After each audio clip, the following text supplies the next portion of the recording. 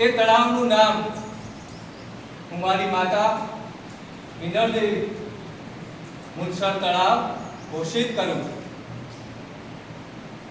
અને મારી માતા મિનળદેવીની આજ્ઞાથી આ ગુજરાત પ્રદેશના સુવિખ્યાત મંદિર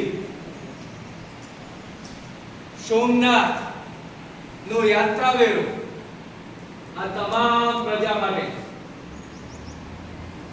માફ કરું છું।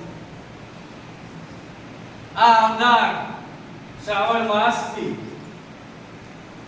આ પ્રદેશની તમામ જે લોક છે એ આ સોમનાથ મંદિરની અંદર કોઈ પણ જાતનું કર ચૂકવ્યા વગર દર્શન કરી શકશે।